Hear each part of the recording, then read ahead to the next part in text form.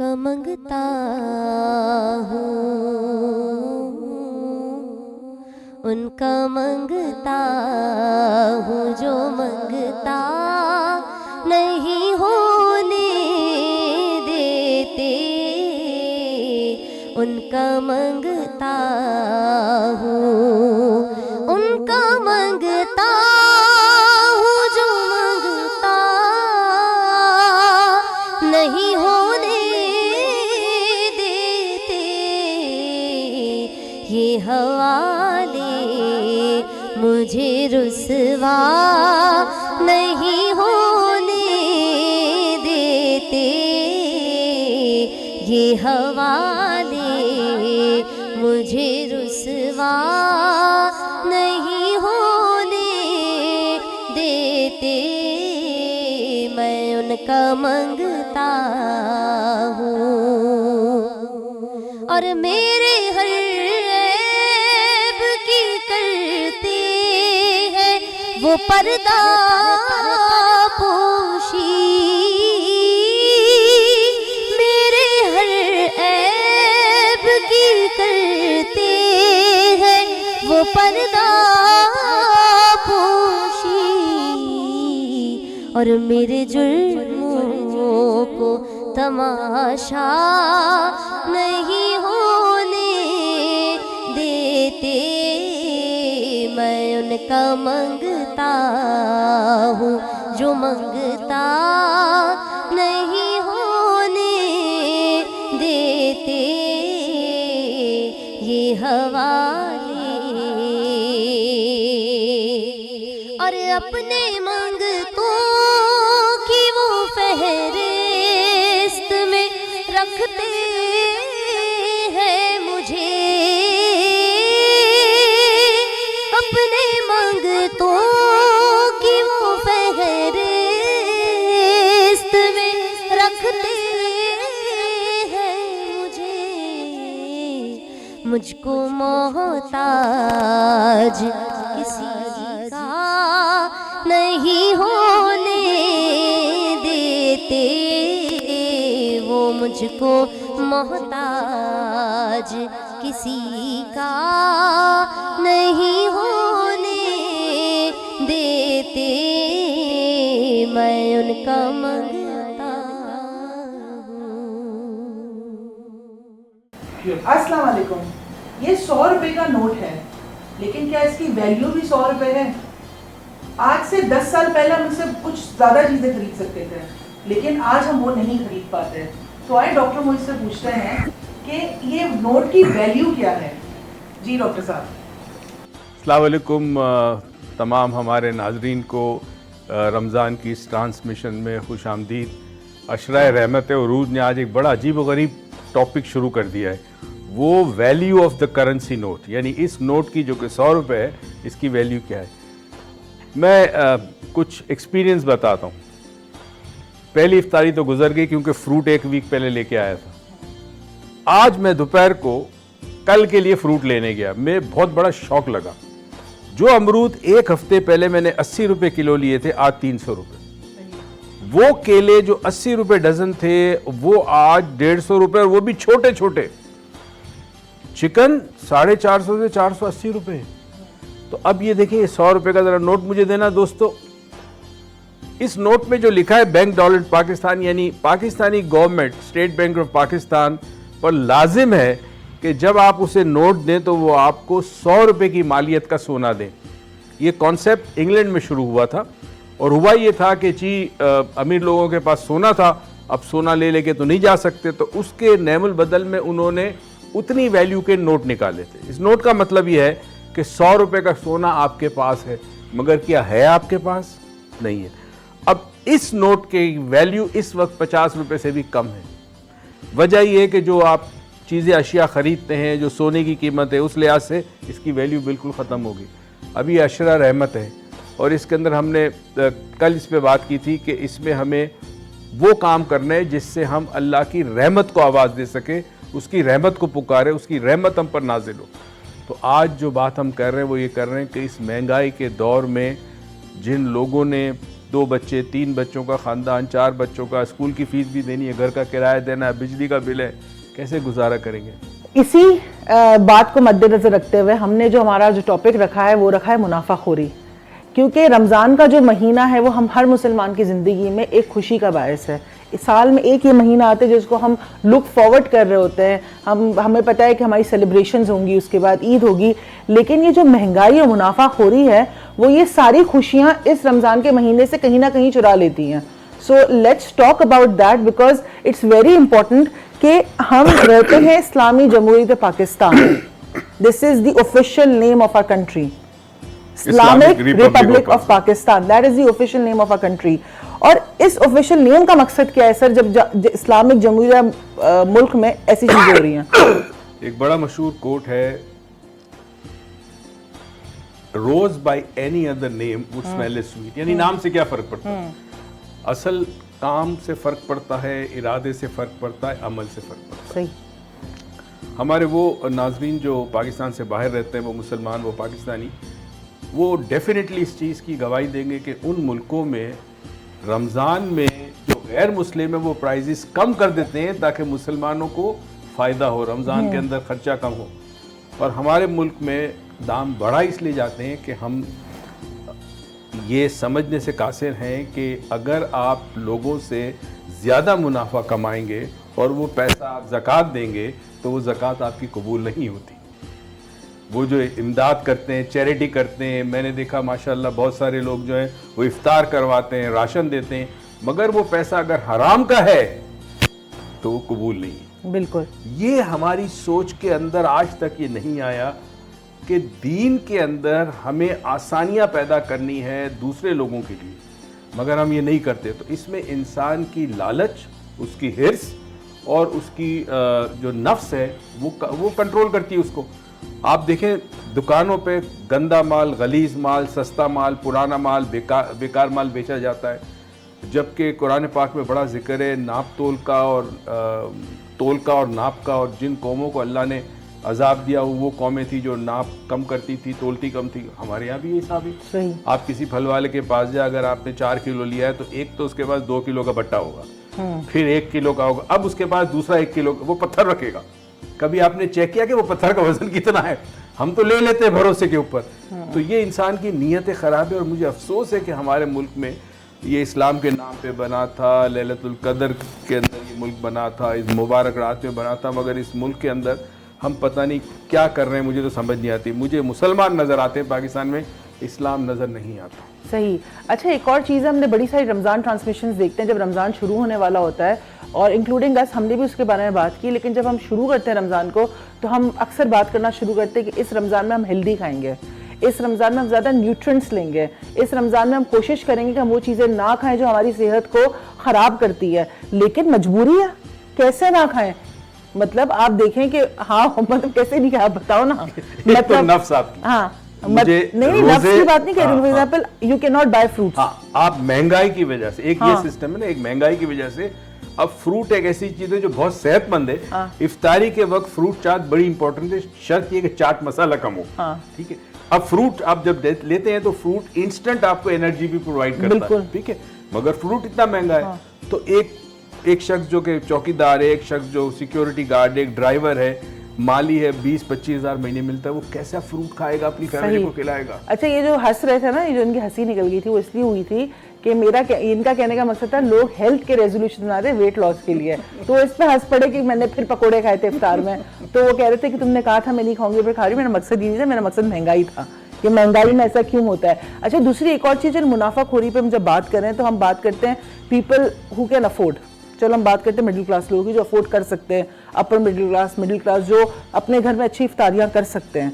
जब वो जाके किसी शॉप के ऊपर या जब किसी बड़े मार्ट के अंदर जाके भी शॉपिंग करते हैं तो एक अजीब अजीब ब्रांड्स आई हुई हैं। अभी आपने कहा आप किसी एक जगह गए हुए थे, वहाँ पे एक पानी की अजीब ब्रांड थी ना, उसका वाली वारिस को नहीं रहा। मैंने जिंदगी में वो पानी का ब्रांड देखा नहीं। हाँ। अच्छा, हाथ में बोतल की क्वालिटी होती है, हाँ। प्लास्टिक होता है, वो लेके मैं समझ गया, मैंने कहा ये 2 नंबर है। हाँ।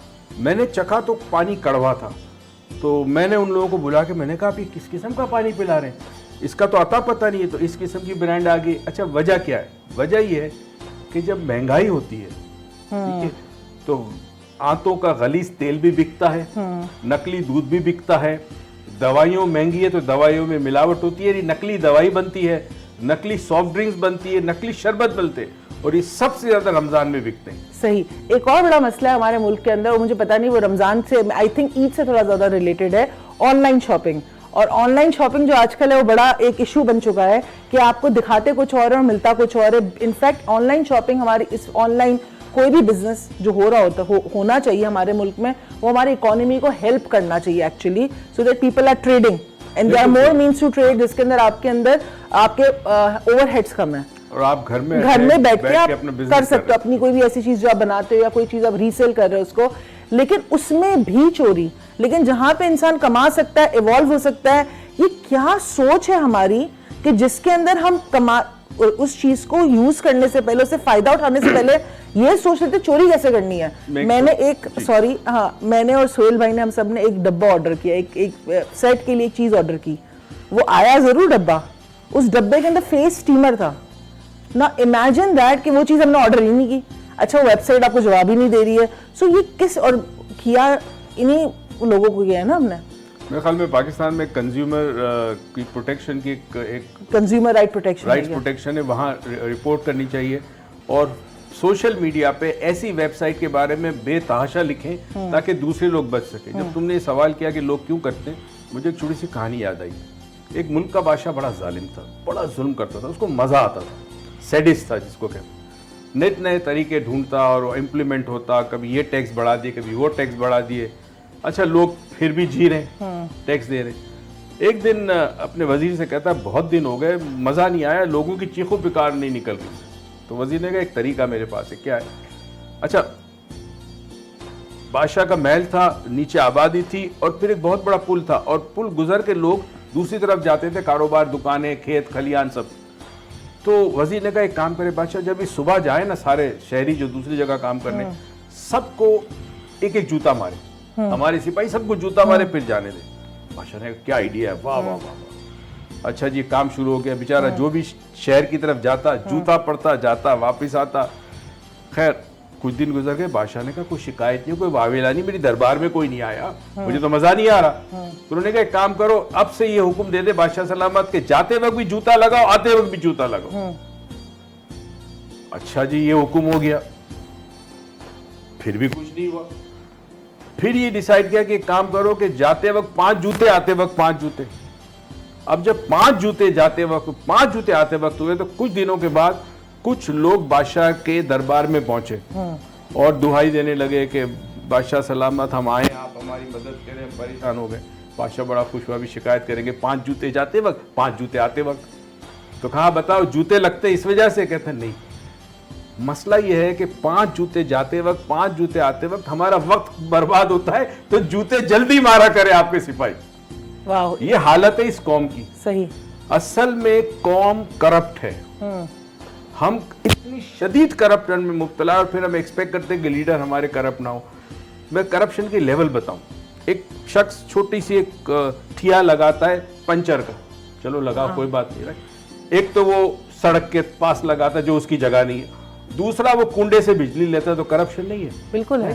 तो इस हवाले से देखा जाए तो कौम का छोटे से लेकर बड़ा तक अक्सर तबका, सारे नहीं, अक्सर तबका डायरेक्टली इनडायरेक्टली करप्शन में मुब्तला है। अभी आपने बात तो कर दी, लेकिन सोशल मीडिया, आपको पता है कीबोर्ड पे सारे जिहादी कीबोर्ड वाले बैठे होते हैं। अब वो कहेंगे कि अच्छा ठीक है, आप एक घर में बैठ के एक साइड पे बैठ के बात कर रहे हो, आपको नॉर्मल लोगों की प्रॉब्लम का नहीं पता है। पर आपको पता है ये छोटी छोटी छोटी छोटी चोरी होते हुए एक बड़ी चोरी की तरफ लोग जाते हैं। कि मतलब आपने डॉक्टर साहब बात तो कर दी, लेकिन आपको नॉर्मल लोगों की प्रॉब्लम नहीं पता। बट आई वुड से कि वो भी क्राइम है कि आपने एक रोड बना है चलने के लिए, एक रोड बना है गाड़ी आगे बढ़ाने के लिए, आपने अपने घर की दीवार आगे कर ली, आपने एक ठिया लगा दिया वहां पे, आपने एक रेडी लगा दी। Not against small businesses, but what I am saying is कि ये जो सारी छोटी छोटी चोरियां होती हैं, ये मिलकर एक बड़ी चोरी करती है ना। असल में मैं तो गुजर चुका हूँ, मैंने ज़िंदगी में बड़ी तकालीफ गुजारी, मतलब आज मैं इस मकाम पे पहुँचा हूँ, पीछे एक बड़ी हिस्ट्री है मेरी ज़िंदगी की। राइट, बसों में सफ़र किया, लटक के सफ़र किया, ट्रेनों में सफ़र किया, तो मैं गुजर चुका हूँ, मुझे पता है क्या तकलीफ़ है। मकसद क्या है? मकसद ये कि अगर आपने ठिया लगाना है तो ऐसा लगाए जिससे आने जाने वाले डिस्टर्ब ना हो, लोग किसी के घर के सामने ना लगाना है तो उससे पूछ के लगाए, इजाज़त लेके लगाए। बताना सिर्फ ये है कि हम करप्शन में इतने मुब्तला और हमें एहसास ही नहीं कि हम करप्ट है। बिल्कुल। अच्छा, अगर एहसास आता है तो फट से होता है अल्लाह माफ़ कर देगा। अच्छा, ये होता है ना अल्लाह माफ़ कर देगा। अच्छा, नबी करीम सल्लल्लाहु अलैहि वसल्लम ने कहा है, उनका इरशाद है, जो झूठ बोले वो हम में से नहीं है। मुझे नहीं पता कितने % हम पाकिस्तानी झूठ बोलते हैं, ठीक है? तो अगर झूठ बोलते हैं और नबी करीम सल्लल्लाहु अलैहि वसल्लम का इरशाद है, उनकी हदीस है कि झूठ बोलने वाला हम में से नहीं है, इसका मतलब हम कैसे एक्सपेक्ट करेंगे अल्लाह ताला से कि वो हमें माफ़ कर देगा। और ये रहमत का अशरा है, इसमें तो अल्लाह की रहमत को पुकारो। ये महंगाई की बात हम इसलिए लाए। अच्छा, ठेले वाले, सब्जी फरोश, फ्रूट फरोश, गोश्त फरोश, उसके अलावा करियाना शॉप्स, कोई भी दुकान हो, कपड़े की दुकान हो, कोई भी हो, तमाम लोगों से हाथ जोड़ के गुजारिश है, ये अशरा रहमत का, अल्लाह की रहमत मांगना चाहते हो, अल्लाह की रहमत के तलबगार हो, तो बराए करम बंदों पर रहम करो। मैं पहले भी कह चुका हूँ, जब तक आप बंदों पर रहम नहीं करोगे अल्लाह आप पर रहम नहीं करेगा। तो बराए करम थोड़ा सा मुनाफा कम कर दो। देखिए ना, राज़िक अल्लाह है। अगर आप मुनाफा कम करोगे इस नीयत से कि इस माह रमज़ान में मैं लोगों की ज़िंदगी में आसानियाँ पैदा करूँ, मैं यकीन से कह सकता हूँ, मेरा ये दावा है कि परवरदिगार ऐसी रहमत करेगा आपके ऊपर कि पूरे साल आपका कारोबार चमके। अच्छा, हमारा थोड़ा अकीदा भी कम है इन चीज़ों में। देखें, आपको पता है कि अगर आप कोई चीज़ कम कर रहे हैं और अगर एक साथ 10-15 लोग इस तरह करते हैं, या 100-200 लोग, 250-300 लोग एक साथ करते हैं, या पूरा एक शहर इस तरह एक फैसला लेता है करने का, तो एक चेन रिएक्शन होगा। सिर्फ फ्रूट सस्ते नहीं होंगे, गोश्त भी सस्ता होगा। तो जरा फ्रूट वाला से फ्रूट तो नहीं खाता रहेगा ना, उसे लेना तो गोश्त है, राइट? हमारी तो गुजारिश है जो भी कर सकते हैं, मतलब चेन रिएक्शन पैदा होगा ना। इस तरह अगर हर कोई अपने अपने हिस्से से जो कर सकता है, अगर आप फॉर एग्जांपल कपड़े बेच रहे हो और अगर आप सही कपड़े बेचेंगे तो कल कोई चीज़ और जाके खरीदेंगे तो अल्लाह आपको भी सही चीज़ ही देगा वो, और उसमें बरकत भी देगा। अच्छा सर, ये तो चलिए बात हो गई कि लोग इलीगल ठेले लगा लेते हैं, इलीगल दुकानें खोल लेते हैं, इलीगल पार्किंग जो आती है। यहाँ तक भी होता है कि मैं तो डॉक्टर मोइस के जाती हूँ तो मैंने इसको एक्सपीरियंस किया है कि वो जा रहे हैं और बिल्कुल एक वन वे स्ट्रीट पे एक बंदा रॉन्ग वे आ रहा है, और जब डॉक्टर मोइस कहते हैं तुम रॉन्ग वे आ रहे हो, he has an habit to stop it and से, मेरी आदत है। तो वो कहते हैं कि ना नहीं कोई फर्क नहीं पड़ता, बस एक छोटा सा ही कट है। तो सर, ये इसके ऊपर जो चेक एंड बैलेंस है लोगों का, वो कहाँ है जो इन चीज़ों को रोक सकते हैं? क्योंकि कोई एजुकेशन तो हो ना, कोई रोकने वाला हो, वो क्यों नहीं है आगे? देखें, अगर मैं थोड़ी देर पहले ही मैंने कहा था कि अक्सर अवाम करप्ट हो चुकी है। अब 2-4% होंगे वो लोग होंगे जो नहीं करप्ट है, वो तकलीफ उठा रहे हैं इस बात पे कि वो करप्ट नहीं है। अगर आप करप्ट नहीं है तो आपको बहुत बड़ी तकलीफ है, ठीक है? वही कहते हैं ना कि अगर कोई अंधों की बस्ती में चला जाए और वो उसकी आंखें हो तो अंधे मार देंगे उसको। ये हालत उन लोगों की जो करप्ट नहीं। अब ये जो इदारे हैं या वो लोग हैं जो रिस्पॉन्सिबल है चेक एंड बैलेंस की, वो खुद कहीं से माल कमा रहे हैं। सही, मैंने मैंने अपनी आंखों से देखा, अल्लाह गवाह है, पिछले रमज़ान में, बस अब मैं क्या बताऊं, एक सिक्योरिटी का इदारा है हमारा जो हमारी हिफाजत के लिए रखा हुआ है, हर मोहल्ले में होता है थाना। वहाँ के लोग मेरे सामने फ्रूट वाले से फ्री फ्रूट, इफ्तारी का, वो रोजदार है, इफ्तारी का फ्रूट, छोले वाले से छोले लिए और वहीं पकोड़े वाला था उससे पकोड़े लिए, 1 पैसा नहीं दिया। मुझे बताओ, मुफ्त में ली हुई चीज से आप इफ्तार कर रहे हो रोजे को? अच्छा, या तो वो फ्रूट वाला खुशी से देना कि भाई ये मेरी तरफ से इफ्तार है, तो अच्छी बात है, मगर चूंकि पावरफुल आदमी है, ज़ाहिर बंदूक है, पुलिस है, वर्दी है, मना कौन करेगा, किसी की मजाल है। तो ये काम जब हम देखते हैं कि वो इदारे जिनका काम है इन चीज़ों को चेक एंड बैलेंस करना, प्लीज़, मैंने अमेरिका में, तुम मेरे साथ कई दफ़ा गई हो, हमने देखा है ठेले लगते हैं रोड पे, याद है, हॉट डॉग वगैरह के कई ऐसे कियोस्क होते हैं, मगर वो प्रॉपर होते हैं, सिस्टमेटिकली होते हैं। वहाँ पे इस तरह बिजली, उनका अपना छोटा जनरेटर होता है, वो काम करते हैं।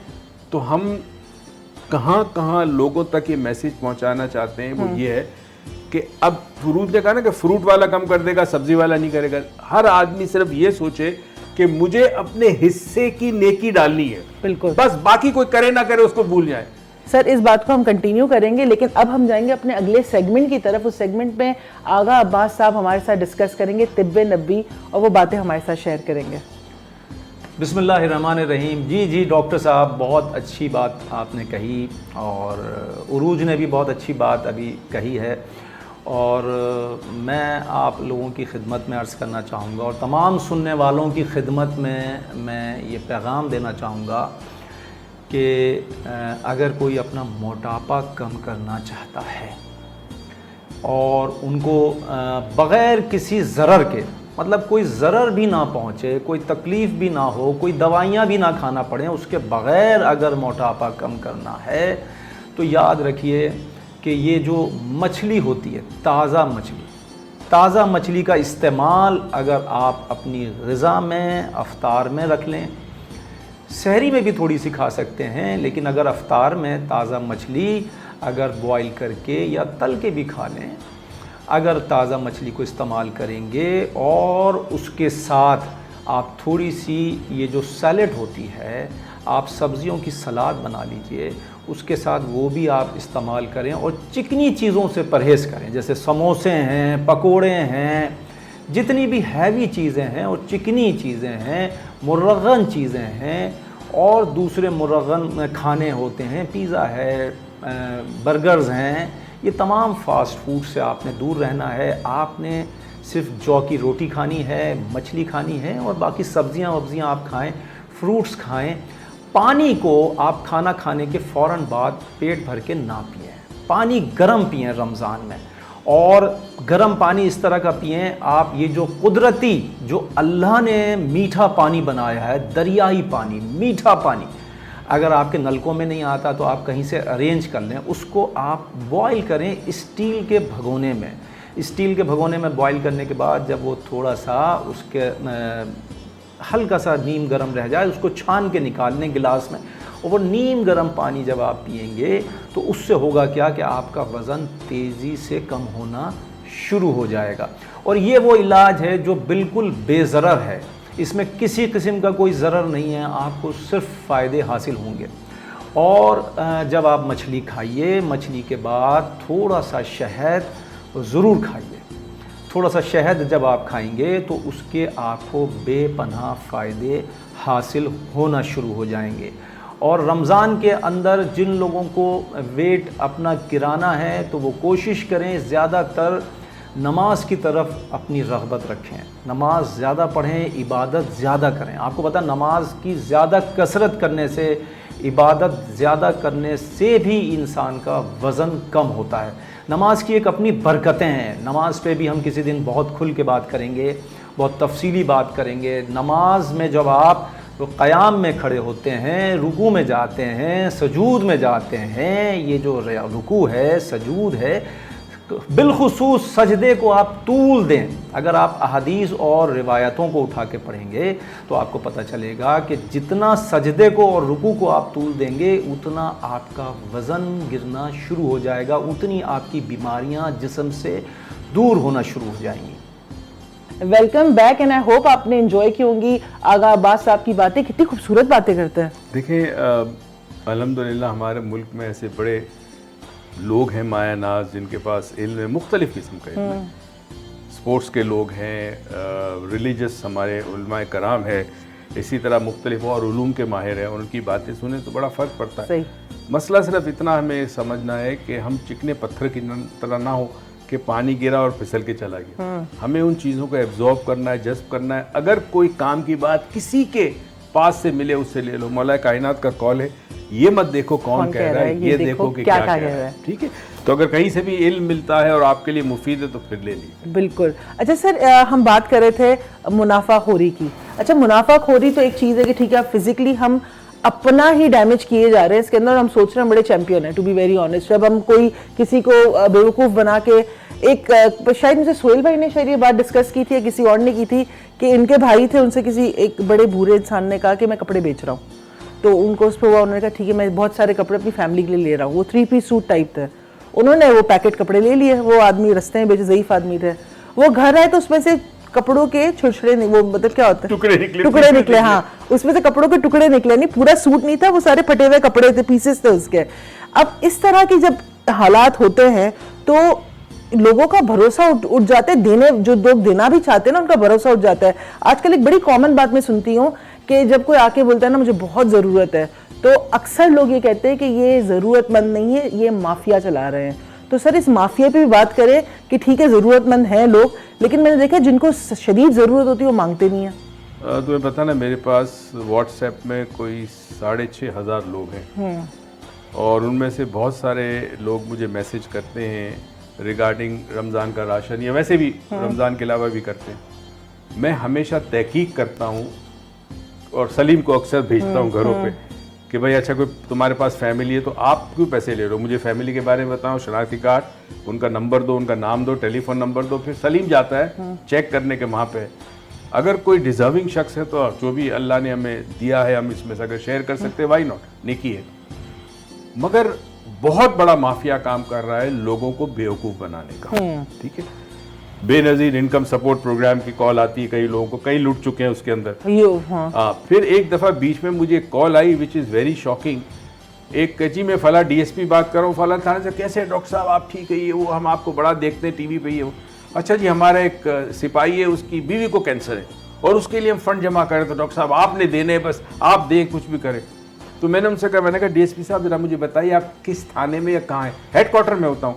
मैंने कहा आप अपना पूरा नंबर नाम बताए, वो अपना पेटी नंबर जो होता है उनका वो बताइए। अच्छा मैं अभी फ़ोन करता हूँ, रख दिया। अब ये एक्चुअली चल रहा है इस वक्त, ठीक है। भारत में भी ये बहुत चल रहा है, ये बड़े ऑनलाइन फ्रॉड हो रहे हैं। अब सवाल ये पैदा होता है कि अगर कोई शख्स आपके साथ फ्रॉड करता है, जैसे आपने बताया, सुहेल भाई ने बताया, वो कपड़े के कटे हुए पीसेस निकले, एक्चुअल ड्रेस तो था ही नहीं, तो क्या भरोसा ख़त्म हो जाना चाहिए? नंबर वन, इंसानियत पे कभी ज़िंदगी में भरोसा ख़त्म मत करना, कभी मत करना, ठीक है। धोखा हुआ आइंदा एहतियात करें, सोच समझ कर, अगर कोई चीज़ ख़रीदे तो वहीं चेक कर लें। एक गुजारिश है मेरे आप सबसे, बहुत सारे डिज़र्विंग लोग जो हैं वो रोड पर कुछ ना कुछ बेच रहे होते हैं। कोई खातून पेन बेच रही है तो फ़कीर को पैसे देने की बजाय अगर कोई एक चीज़ आपने 10 रुपए की पेन ले ली, 20 रुपए की ले ली, अगर ले सके तो ले ले, ये सोच के कि परवरदिगार मुझे नहीं पता ये शख्स सही है गलत है, कम से कम तूने मुझे तौफीक दी है, मैं अपनी उसमें से ये खर्च कर रहा हूँ, इसलिए कि शायद इसके घर का आज चूल्हा जल जाए, शायद इसके घर का चूल्हा जल जाए। और ये बात अपने जहन में रखें, अगर कोई मेहनत कर रहा है और कोशिश कर रहा है कुछ काम करने की, उसको ज़रूर सपोर्ट करें। And we really encourage all the small businesses जो लोग अपने घरों से कर रहे हैं, कोविड के अंदर स्पेशली जिन लोगों ने छोटे छोटे बिजनेस अपने घर में शुरू किए, उनकी जॉब्स चली गई थी, heads off to them, so do support small businesses. And the request to small businesses के जो आप प्रॉमिस करते हैं प्लीज़ आप वही डिलीवर करें। इसी के साथ हम जाएंगे अपने नेक्स्ट सेगमेंट की तरफ। हमारे नेक्स्ट सेगमेंट में बड़े ही मज़ेदार शख्स है हमारे साथ, and you all know that he is Yogi Wajahat. He is gonna share some tips and tricks and some exercises with you to make your Ramzan easy. अस्सलाम वालेकुम, मैं हूँ योगी वजाहत। किताबों में लिखा है कि जुमे का दिन था और अक्सर जुमे मदीने में ऐसे होते थे कि लोग जुमे की नमाज के बाद एक बुज़ुर्ग खातून का इंतज़ार करते थे जो मिट्टी के बर्तन में, प्याले में या हांडी में एक सब्ज़ी बना के लाती थी, और ये सब्ज़ी बहुत ही लजीज होती थी।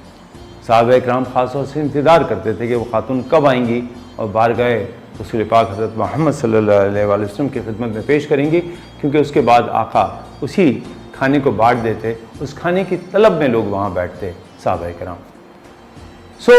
जब किसी ने पूछा कि मैं मुख्तसरन आपको ये वाक़या बता रहा हूँ, तो उन्होंने कहा कि हमें नहीं पता कि खाने में क्या लज्जत है, और फिर लज्जत भी आका हज़रत मोहम्मद सल्लल्लाहु अलैहि वसल्लम की उंगलियों मुबारक से जो कुछ बरकतें निकलती हैं वो भी उसमें शामिल होती, तो इसका जायका ही कुछ और है। हम पूरा हफ्ता इसका इंतज़ार करते हैं। हम उम्मती हैं, आका हज़रत मोहम्मद सल्लल्लाहु अलैहि वसल्लम की उम्मती हैं, मोहम्मद आल मोहम्मद से इश्क़ रखने वाले हैं। हमें भी अल्लाह ने एक ऐसे ही महीना दिया है। उनको सिर्फ जुमा मिलता था और हमें पूरे 30 दिन दिए हैं मुसलसल। हमारे लिए अल्लाह ताला ने कुछ ऐसी चीज़ें रख दी हैं जिनके जब जायके हमारे सामने आते हैं, तो कभी आपने नोट किया है कि आप जो खाना आम दिनों में खाते हैं उसका जायका बढ़ जाता है रमज़ानों में? अभी गौर करके देखिएगा, वो खजूर जो आम तौर पे आप खाते हैं, जब रमज़ान में आप लेते हैं तो उसका जायका ही कुछ और होता है। वो शरबत, वो पानी जो आप आम दिनों में पीते हैं, जब रमज़ान में पीते हैं तो उसका मज़ा ही कुछ और होता है, उसकी तस्कीन ही कुछ और होती है। जानते हैं ऐसा क्यों होता है? ऐसा इसलिए होता है कि वो सहाबी थे तो उनको वो ग़िज़ा, उंगलियों में से रस निकलती हुई ग़िज़ा मिलती थी तो मज़ा आता था। हम उम्मती हैं तो हमारे लिए कुछ और दर्जे हैं, कुछ और मुकाम है। ज़ाहिर बात है वो कमतर हैं, वो तो आला अफरा, बहुत आला लोग थे। तो अल्लाह ताला ने क्या किया कि अल्लाह ताला ने कहा कि हमने उनको भी नवाजा था। वो रसूल पाक सल्लल्लाहु अलैहि वसल्लम के लम्स से आने वाली ग़िज़ा खाते थे और खुश हो जाते थे। ए मुसलमानों, तुम मेरे नबी और उसकी आल को मानने वाले हो, तुम मेरे मेहमान को इज़्ज़त देते हो, और मैं तुम्हें अब ग़िज़ाओं के अंदर वो मज़ा देता हूँ जो तुम्हें लुत्फ़ वाला कर देगा। तो जब भी आप ये खाना खाएं तो मेरी तरफ से एक दरख्वास्त है, हम खजूर जब खाते हैं रमज़ानों में तो हम उसकी गुठली कभी भी कचरे में नहीं फेंकते, क्योंकि उस पे हमने अल्लाह के रोज़े का आगाज़ करने के लिए गज़ा ली थी। हम उस गुठली को साथ में रखते हैं और उसका एहतमाम करते हैं कि उसको कहीं ज़मीन में लगा दिया जाए, ताकि अगर वो खजूर का दरख्त बन जाए तो सादत मिलेगी। हम कभी भी खजूर की गुठली, रमज़ानों में खाई हुए खजूर की गुठली मैं नहीं फेंकता, मेरा घर नहीं फेंकता, मेरे दोस्त अहबाब और स्टूडेंट भी नहीं फेंकते। हम उसको जमा करते हैं और उससे दरख्त लगाने के लिए पौधे बनाते हैं।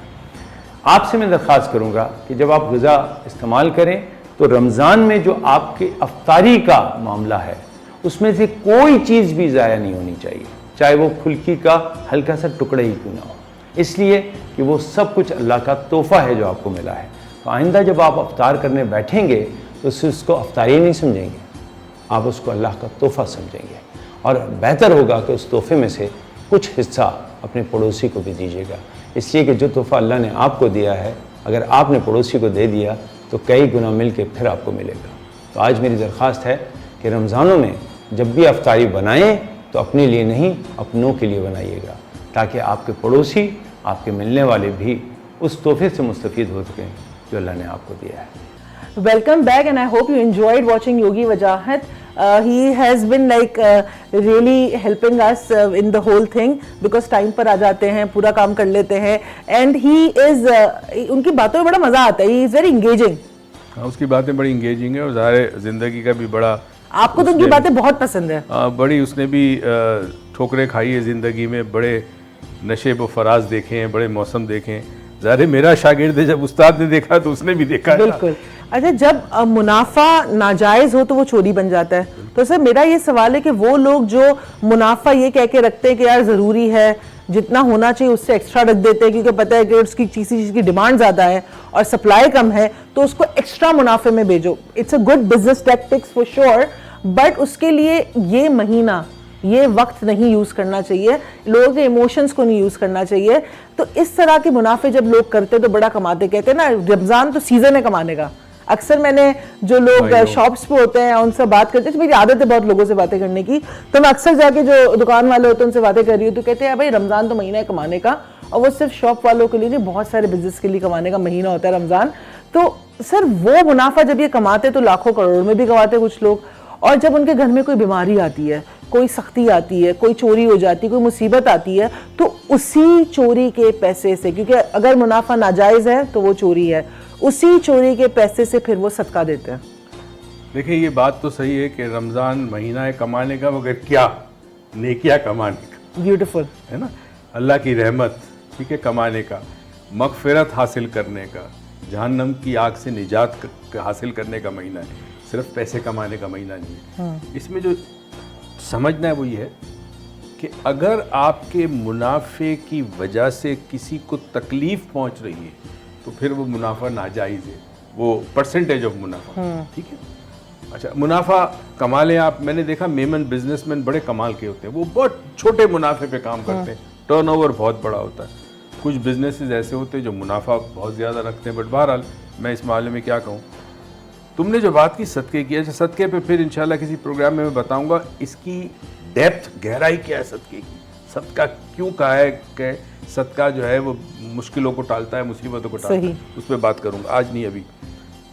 जिस हराम की कमाई से आप सदका देते हैं वो सदका अल्लाह की राह में कैसे कबूल होगा। असल चीज़ है मीन्स, किस मीन से पैसा कमाया, झूठ बोल के कमाया, बहुत ज़्यादा मुनाफा कमाया, कम तोला, कम नापा, गलत माल बेचा, कह का कुछ और दिया कुछ और, तो वो तो हराम का पैसा आ गया ना। हराम के पैसे से हलाल कैसे होगा।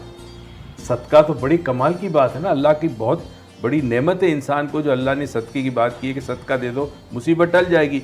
तो सदका तो एक बहुत बड़ी नेकी है, तो हराम के पैसे से नेकी कैसे कमाई जा सकती है। मुझे याद आई एक बात, मैं जब अपने पुराने घर में नाजरीन रहता था तो वहाँ पे बहुत सारे लोगों को मैं जानता था, तो वहाँ पे छोटा सा कमर्शियल एरिया है, उस कमर्शियल एरिया में एक दुकान है, उस दुकानदार जो है वो मुझे जानता था, कभी कभी हम गपशप, तो वहाँ रमज़ान में ये पकोड़े, समोसे और ये रोल और वो सब चीज़ें बिकती, राइट। वो बहुत बिजी होता है रमजान में, इफ्तारी से 2-3 घंटे पहले। मुझे उसने कहा कि हम पूरे साल की इनकम 1 महीने में कमाते हैं। और मैंने कई ऐसे बिजनेसेस से सुना है कि जो 1 महीना रमजान में वो कमाते, वो इनकम, वो कमाई पूरे साल की कमाई के बराबर होती है। तो ये तो अल्लाह की रहमत है ना कि अल्लाह आपको इतना बिजनेस दे रहा है, तो मुनाफा कम कर लो। सही। सो मुनाफा कम और जायज़, जायज़। ठीक है। इसी इनकी बात पे हम जाएंगे डॉक्टर मोइस की एक अच्छी सी आदत जो ये करते हैं, और अगर आप अपनी आदतें चेंज करना चाहते हैं तो इन जो हम आदतें आपसे शेयर कर रहे हैं ऑनलाइन, आप उनमें से कोई भी एक आदत पिक करें और उसको 42 डेज तक करें, वो सॉरी बिहेवियर, वो आपकी आदत बन जाएगा। तो कोई हम डॉक्टर मोइस का एक और बिहेवियर आपसे शेयर करने लगे हैं, प्लीज़ डू वॉच दैट। और अगर आपको पसंद है वो बिहेवियर तो अपनी ज़िंदगी में उसको अपनाएं, और अपनाने के बाद उसको अपनी आदत में तब्दील करें।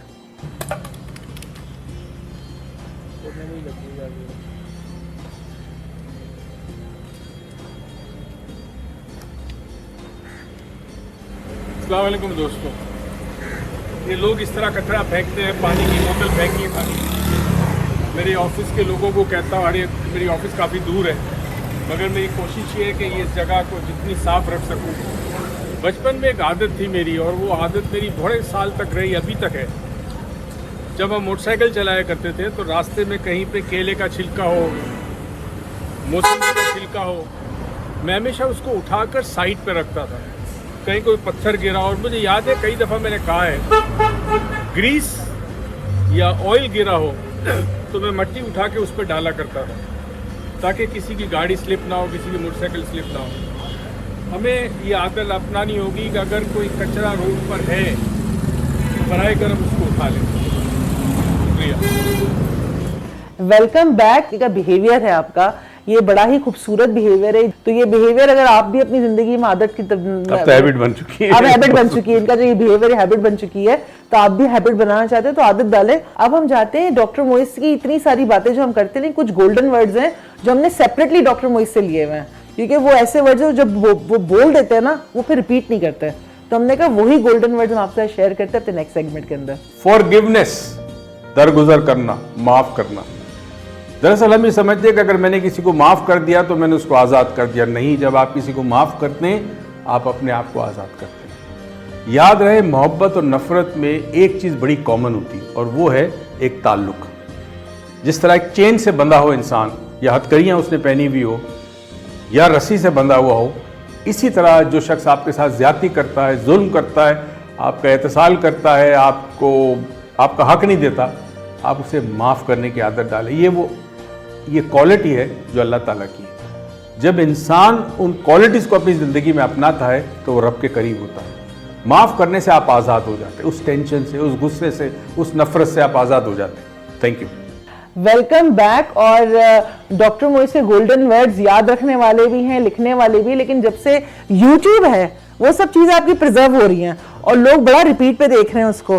तो सर यही जो गोल्डन वर्ड्स है, इसी के साथ अपने प्रोग्राम के अंदर ये जो आज आपने मुनाफाखोरी पे बात की है, कोई ऐसा मैसेज जो हम पूरे मुसलमानों को आप देना चाहते हैं, सो दैट पूरे उम्मत की प्रॉब्लम का सॉल्व हो, सोल्यूशन? याद रहे, वो लुकमा जो हराम की कमाई से आप अपने आप को भी देते हैं और बच्चों को खिलाते हैं और खुद भी खाते हैं, वो लुकमा जब जिस्म में अंदर जाता है तो हराम एनर्जी जो जाती है आपके अंदर, वो आपकी ज़िंदगी में, शायद बज़ाहिर आपके पास घर बड़े हो, गाड़ियाँ हो, प्लॉट हो, सब कुछ हो, मगर आपकी ज़िंदगी में सुकून नहीं रहता, बीमारियाँ शुरू हो जाती है, नाचाकियाँ, लड़ाई झगड़े। कई घरों में देखा है कि वालिदैन को माँ औलाद छोड़ देती है, पूछती नहीं है। कई घरों के अंदर जहाँ हराम की कमाई होती है वहाँ कोई सुकून नहीं होता। राइट? तो याद रहे, ये रमज़ान का महीना अगले साल आए या ना आए आपकी ज़िंदगी में, वैसे तो रमज़ान आएगा, जब तक क़यामत नहीं आती रमज़ान हर साल आएगा ये महीना, मगर मुझे नहीं पता, आपको नहीं पता हम अगले साल हो ना हो। कम से कम जो मौका है, जो दिन है, उस दिन अल्लाह की रहमत को पुकारें, उसकी रहमत देखिया कमा लें, रहमत अपनी झोली के अंदर ले लें अल्लाह की। तो ये काम जो करें कि अपना मुनाफा थोड़ा सा रमज़ान में कम कर लें।